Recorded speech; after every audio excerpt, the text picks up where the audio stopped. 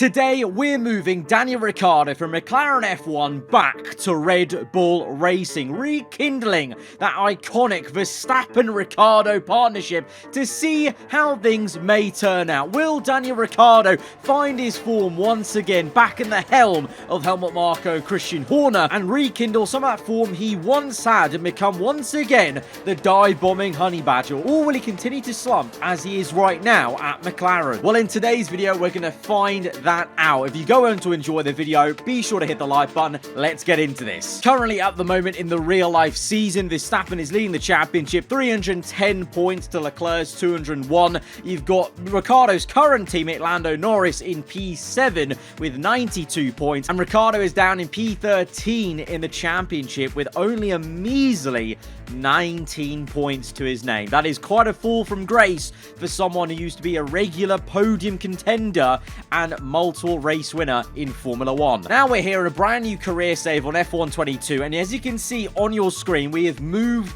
Daniel Ricciardo back to Red Bull. Perez has gone the other way and now drives for McLaren, but the only way we can actually do this is after round one. So we've made the swap to Red Bull in time for the Saudi Arabian Grand Prix, and straight off the bat, race one back at Red Bull, Daniel Ricciardo gets a podium. He is back on the third step of the podium. This is Verstappen won the race ahead of Leclerc. Shock horror, Verstappen and Leclerc 1-2 in Saudi Arabia, just like they were in real life. But we've rewritten history with Ricciardo now in third place in that second Red Bull. And it wasn't a great first race for Perez, returning to McLaren himself, maybe getting used to the car in a similar fashion to Ricciardo. You know, the McLaren might just be a very difficult car to get used to. This is early days though. It's round 2 of this season, but basically race number 1 of Ricciardo returning to Red Bull. Started off strong, but is that just going to be, you know, beginner's luck, you know, starting afresh? You know, the grass always seems greener,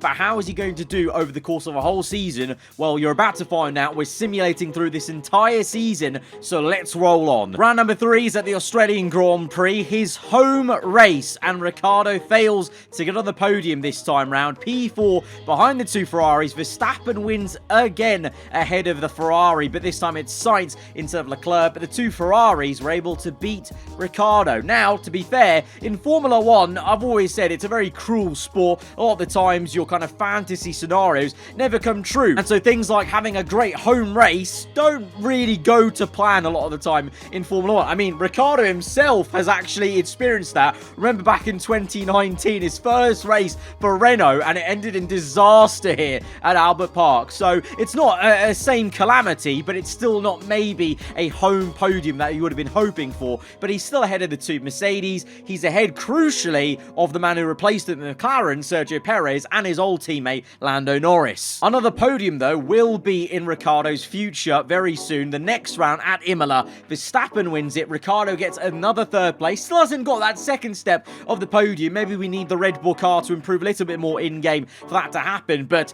the Verstappen-Ricciardo connection working well. Another double Red Bull podium to come back at Ferrari. And you know what? No matter what, I'm sure you Ricciardo fans will love seeing him back on the podium and with a bit of nostalgia in the Red Bull overalls. Then we go across the pond to Miami, won the brand new Grand Prix for this year. And we're going to talk about the qualifying for a second, because we haven't really shown what grid positions he's been getting. You can see it on the race results, but so far, you know, the pattern has been kind of like almost like real life with Verstappen versus his teammates. There seems to be a bit of a gulf, and at Miami, it was an awkward one because Ricciardo actually lined up on the same row as Perez now in the McLaren, but there's that gap that has consistently been there ever since Ricciardo left Red Bull the first time. That gap between Verstappen and whoever his teammate is, it's there even now that we move Rick back to the team. And for the first time in this entire endeavor, I actually went into the race weekend before retiring at the back of the grid and simulating the rest of the race, and this is how the start went. Ricciardo actually got awkwardly jumped by Perez in the McLaren, was unable to make any kind of inroads on the Mercedes car. To be fair, Verstappen ahead, you can see, also got jumped by one of the cars around him, so it was just generally a slower start the Red Bull guys. Ricciardo did then recover to get P4. Verstappen this time unable to win, and Sainz was the Ferrari that actually won out that one. The Ferrari winning trend then continued because Leclerc went on to win at the Spanish Grand Prix, and this potentially was the first hiccup of Ricciardo's return to Red Bull. A P6 behind both Mercedes cars. That's not really what you want when you're trying to have a go at the two Ferraris. So is this one race potentially the first sign of some cracks of Ricciardo's return to Red Bull in this season? Well, we go to one of his favourite ever circuits in Formula 1, the Monaco Grand Prix. We know Ricciardo's affiliation with Monaco, so how is he going to do around here? Well, qualifying was less than ideal for the Red Bull team as a whole. Leclerc on pole at his home race, alongside Lewis Hamilton in Mercedes. Norris got P3. Ricciardo alongside his former teammate on the second row, with a gift of Verstappen having a grid penalty that actually would have seen him beat Ricciardo in qualifying. We go to 5 red lights for the Monaco Grand Prix. Ricciardo is opted to start on the hard compound along with a couple others. Can he make a jump into turn 1? The McLaren gets held up a little bit. Leclerc may lose P1. He does lose P1 to Lewis Hamilton. And Ricciardo is able to get Lando up the hill in his Red Bull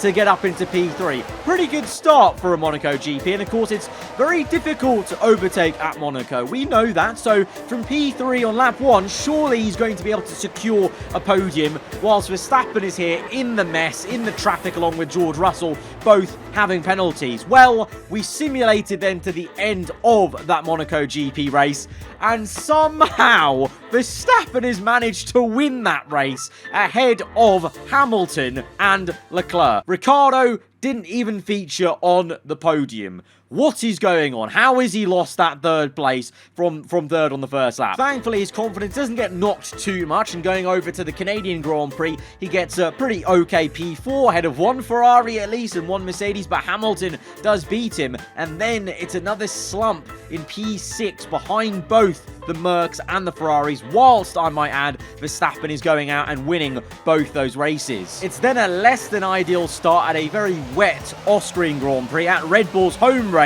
A bit of a tank slapper behind the Ferrari's dirty air.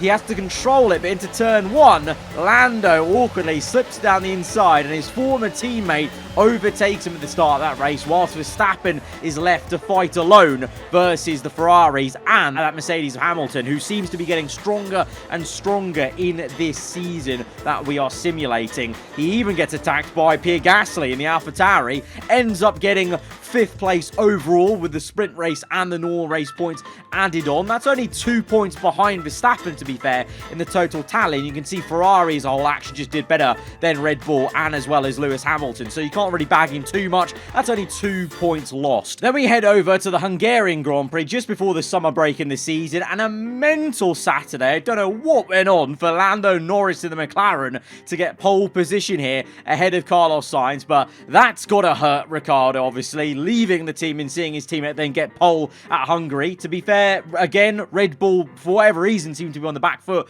Verstappen P5, Ricciardo qualifies in P8. We then go to 5 red lights. It's now nice and sunny at the Hungaroring. Ricciardo actually gets a pretty damn decent start on the soft compound tyre. Bit of a fake to the left, goes to the right on the inside of Lewis Hamilton, and then makes a really good lunge on Lewis, on Perez, and also Hamilton to try and get up into P5. Meanwhile, Verstappen up ahead is trying to do the same on the Ferraris, and Ricciardo has a bit of a battle versus Russell. Does well to get up into P5 on this opening lap. Verstappen up into P3. Lando's lost the first place at this point of the race, but we then move on to the end of it and simulate it through, and it's pain. Lando Norris wins the Hungarian Grand Prix, and it's a double McLaren podium with Perez also featuring on that podium. Not a Red Bull in sight, because the other podium man was George Russell in second place. In the end of it, Verstappen finished P6, Ricciardo P8. Very weird race, 3-stopper, so I don't know what went on.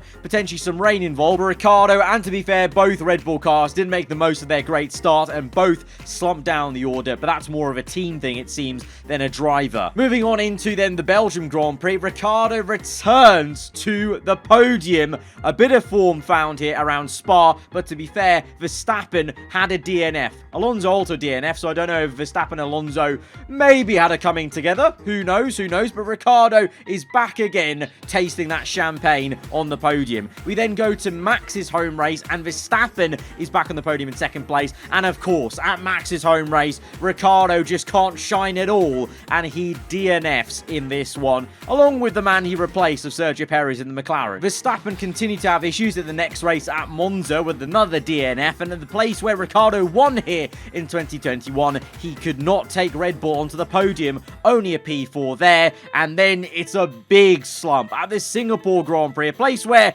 I felt Ricciardo always used to be very strong in a Red Bull, you know, reminders of when he was chasing down Nico Rosberg in 2016, wasn't it? But he finishes down in P8 whilst Max wins it by 11.8 seconds. That's not what you want. He's behind both McLarens even. At this stage of the season, maybe McLaren have improved enough on the R&D chart, but that's going to be a bit of a gut punch. But in tough times, F1 drivers sometimes answer back and deliver, and that's what Ricciardo does at the Japanese Grand Prix. Another third place to add to his tally. Verstappen with his own slump here in P6. Not great for him in the championship versus Leclerc. 1-2 for Ferrari. We then have a very mixed up qualifying on Saturday for the US GP. Another big favourite of Ricciardo's. He seems to love Austin, Texas, but Perez, the man he replaced, is on pole in the McLaren, and it's a real shocking one for Red Bull on Saturday, with Ricciardo and Verstappen